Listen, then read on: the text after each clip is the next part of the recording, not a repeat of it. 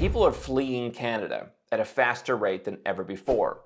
Conservatives say it's almost a decade of Justin Trudeau's rule making the country worse. But whatever the reason may be, people are fed up in Canada. It's harder than ever to live in Canada, and you've never gotten less value for your high taxes in Canada. Today, I'm going to tell you the stories of people who are leaving and why. These are the reasons why people are leaving Canada in droves. That's the headline in Hong Kong's South China Morning Post. For decades, Hong Kongers moved to Canada in search of greater freedom. They're now realizing, just as many folks I've met over the years have, that that deal hasn't really panned out. They don't have the benefits anymore that they thought they would get by moving to Canada. People who moved to the United States from places like Eastern Europe have also told me, I'd rather go back to Bulgaria. I'd rather go back to Serbia. I'd rather go back to Poland now. There's more opportunities there. We're seeing that in countries all around the world, people going back to where they're from because where they're from got better and the place they moved to, like the US or Canada, got worse.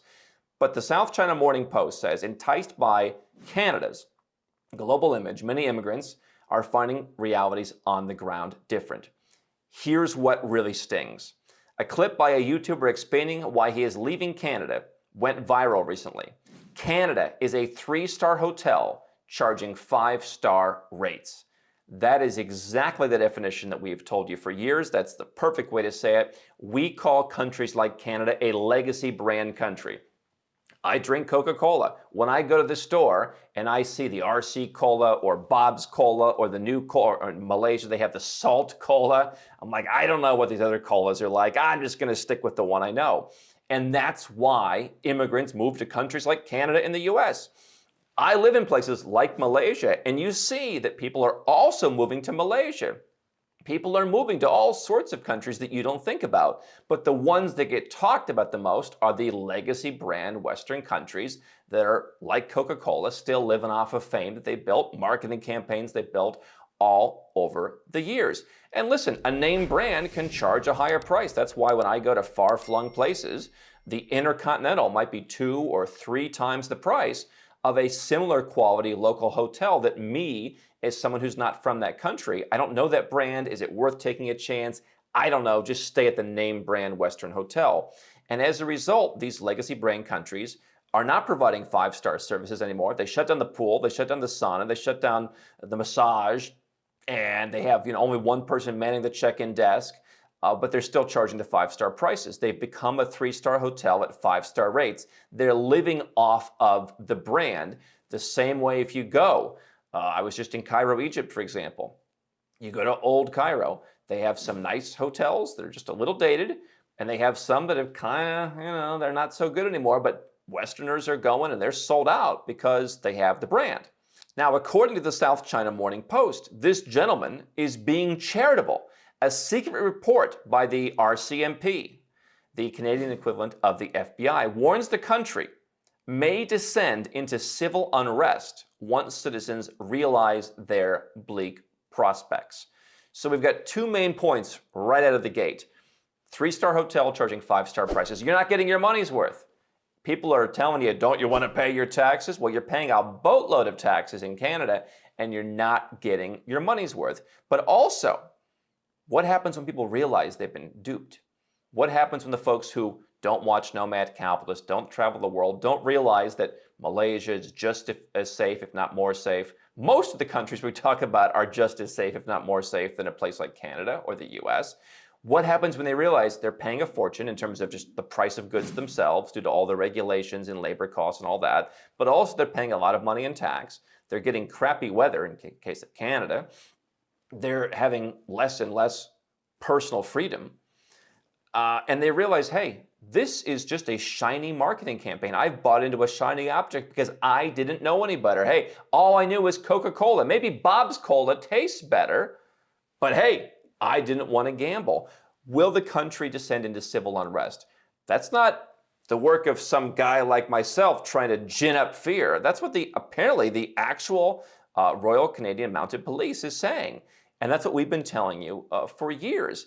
I'm not a guy saying there's chaos coming in the streets. I never want to be an extreme prophesier of doom and gloom and there's total chaos coming and get out today, you'll be dead tomorrow. That's not what we talk about here. But when indeed people realize, hey, this country isn't what I thought it was, I'm getting duped, yeah, people are going to be upset. And we have read article after article after article about potential civil unrest. You see where I'm from in the United States, people are at each other's throats. I haven't been there in a long, long time. But people tell me it is worse than ever. And so this is basically, you're sitting on a powder keg. The coming period of recession, here's back to the article. The coming period of recession will accelerate the decline in living standards that younger generations have already witnessed compared to earlier generations, said the heavily redacted report. This is a government report, which was obtained by a law professor through a Freedom of Information filing. However bad it is now, it warns that Canada's situation is likely to deteriorate in the next 5 years. So sit and think about that. People often tell me, Andrew, I like what you talk about, but I'll leave when things get bad enough. Now, I look at when I started to follow politics, when I was a teenager, late 90s, 2000, 2001, I started reading a lot about this stuff. And if I think of all the stuff that I've read since then, if you don't think things have gotten bad enough in the last, 20 to 25 years, I don't know what to say to that. But if you think they're not going to get bad enough still, well, the report from the Canadian government says Canada's situation is likely to deteriorate in the next 5 years. Now, is the law enforcement agency going to take political sides? I'll let you, opine on that. But you could say, as people do, if only we get rid of Trudeau and his party, then it'll be a panacea again. First of all, until it won't be. Voters in legacy brain countries are notoriously fickle. And, you never understand, who are those undecided voters who, in October, before the November election in the US, I don't know, Trump or Biden, I'm undecided. If you're undecided in an election in a place like the US or Canada with the kind of candidates that are out there, I also don't know what to do to help you, but that's a percentage of the population, which is why you flip-flop. You have one party now, you go back and forth. So even if you think that your guys are going to fix it, your guys aren't going to be in power forever. And as things kind of systematically decline, some of that stuff can't be reversed. I grew up talking to my father about some of the European countries where even the right-wing parties, they can only do so much. And it just kind of drifts in the wrong direction. But the reality is, you're not going to cut your taxes by very much. Donald Trump got elected or George W. Bush got elected. Your taxes dropped by a small sliver, barely moved the needle in terms of personal income taxes, for example. There's just certain institutions that are going to be upheld once they're in place. So over the next 5 years, things are going to get worse. I would happen to say that to some extent, that's going to take place no matter who's in charge. Law enforcement, this is the quote again, should expect continuing and political polarization fueled by misinformation campaigns and increasing mistrust for all democratic institutions. Maybe there should be some distrust.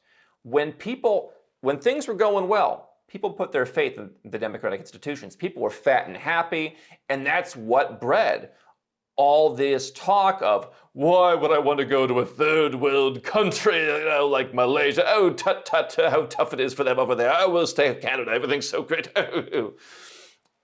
Yeah, things worked out for a while until it didn't. And now people have a distrust of the institutions. Yeah, when people can move to a place like Dubai or somewhere else in the Gulf, you're seeing bigger efforts by even Saudi Arabia to attract not only tourists, but permanent residents. They've got a residence program there. And you say, hey, these countries are monarchies. Not like the King of England, but like real monarchies. Is there something to this? Have we been scammed, like democracy? And here's what I've been telling you for years. The countries that we talk about and the places that I often spend my time are places that have come up over those last 25 years when you were quietly, one at a time, losing your freedoms, losing your buying power. And so we have 80-some people who work in our company. Not one of them is in the United States. Not one of them is in Canada. There's a number of reasons for that. But we're just a very small part of a greater trend of people realizing that there's deals to be had somewhere else. I own property in numerous places. None of it is in the United States.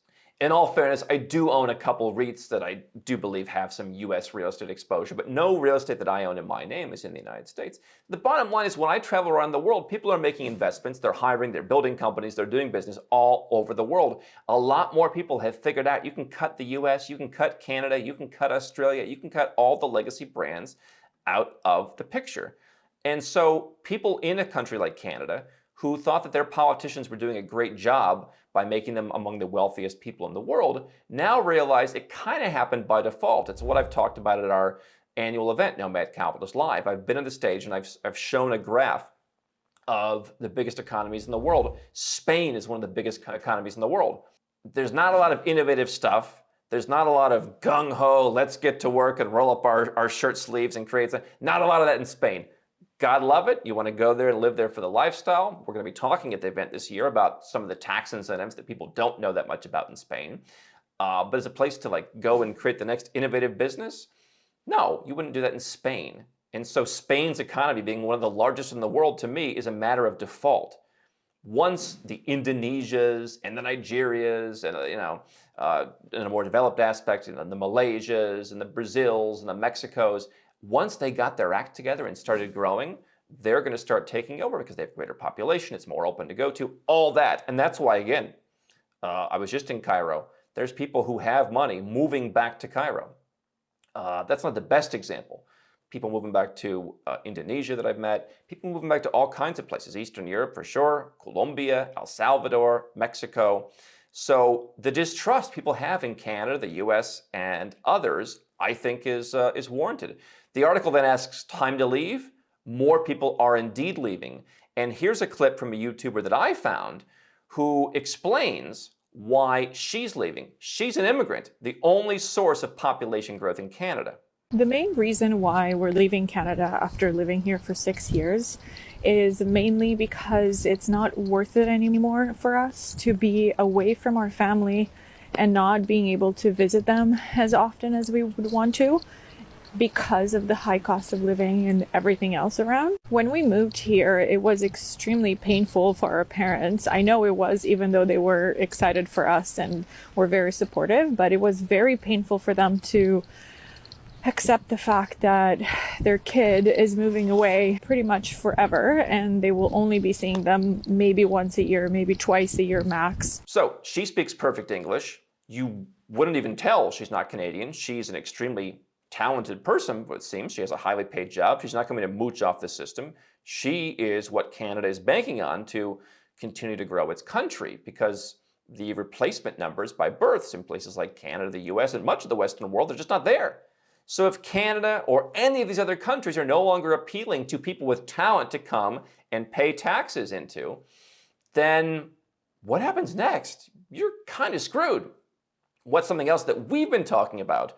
I wrote an article on nomadcapitalist.com probably 6 or 7 years ago at this point. Serbia's passport was the big growth story of the 2010s. Obviously, you have countries that have joined the European Union like Bulgaria, Croatia, etc. Their passports have now become really top tier. They don't need to get a Canadian passport. Serbians, just as an example, they need a visa to go to the US or Canada or Australia, but to travel to most other places in the world, they don't. That wasn't the case not that long ago. You look at passports in places like Eastern Europe, Southeast Asia, Latin America, they've gotten incredibly better. We mentioned in our Live Like a King video, where when we were in Bogota, we were talking about how the Colombian passport in 2015 got access to visit Europe, the Schengen area. More recently, got access to visit the United Kingdom. So if you're a Colombian, you need a visa to go to the US, and I have friends in Colombia who have that visa. I think to Canada as well. I think to Australia. Those are like some of the toughest countries to get into. But you can go pretty much everywhere else in the world. You need a visa to come to Malaysia, Nomad Capitalist Live. But these passports have gotten pretty good. So even the angle of, hey, I know the country's not that great. I know I'm going to pay a fortune. The weather stinks. Everything's going to pot. But hey, I'll get that top tier Canadian passport. Even that's not going to save a country like Canada anymore. People are realizing they have more options. So the immigrants who are supposed to move there, I'm not talking about, all the illegal immigration that people in especially the US complain about in their country. That's a different topic. I'm talking about talented immigration. If those people start going to Dubai, if those people start going to Singapore, if they start going to one of the more friendly countries in Europe, I mean, Ireland has attracted a lot of people. If they start going to those places, what's a legacy brand country to do? And so more people are leaving. In the first 6 months of last year, 42,000 people left Canada. That's the equivalent of close to 400,000 people leaving the United States. That's not a small number in Canada. For the full year of 2022 and 2021, the numbers were almost 94,000 and almost 86,000. Canada has an annual immigrant acceptance of roughly 500,000, but not all of them show up. And so in recent years, for every 5 people coming in, 1 leaves, on top of the fact that Canadians are not going to be able to, for the rest of this century, replace themselves. And so the cracks are starting to show in a big way. Not replacing yourselves. Immigrants decreasingly want to come, particularly talented immigrants. Just the deal isn't there. And I think that the stuff we've told you about for years are part of the reasons. There are other places that a Canadian who might not have traveled very much don't realize that someone, from Bulgaria or Moldova or somewhere else, they'd rather go there. There are so many options, and just because you don't see them in Canada or the UK or the US when you turn on your news, which doesn't talk about those countries unless there's a problem there, just because you don't see them doesn't mean the person who wants a better life and wants to move somewhere doesn't see them. That's going to have a big impact.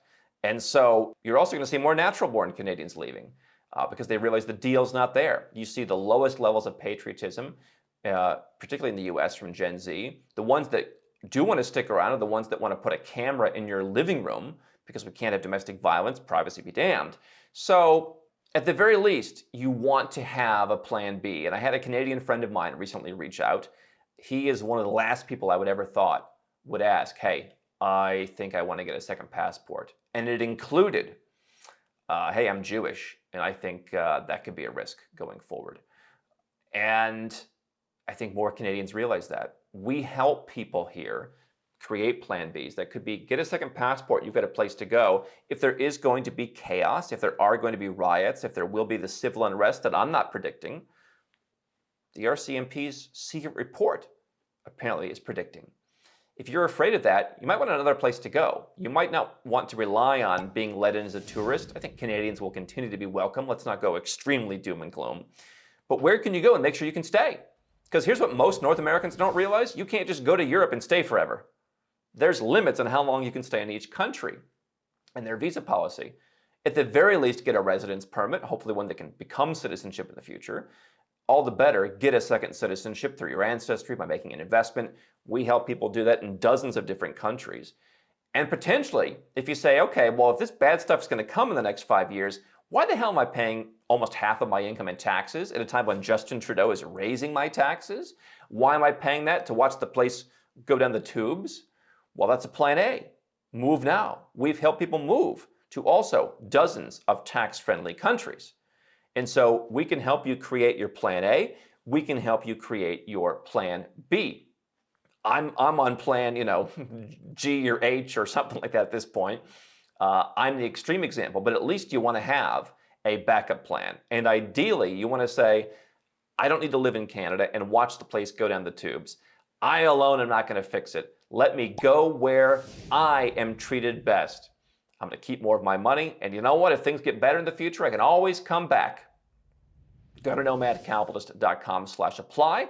Learn how, as I'm sitting here today, we have 4.7 stars on Trustpilot for helping successful people from all around the world, including in the US and Canada, do this, but also clients from all over the world. Go to nomadcapitalist.com/apply and learn why this is nothing new to us. We've been helping people who've been pressing about this for years, the same way we have. It is becoming certainly no longer a secret that Canada's heading in the wrong direction. And quite frankly, I don't know if anything is going to stop it until it hits rock bottom. Not sure you want to be there when it hits rock bottom.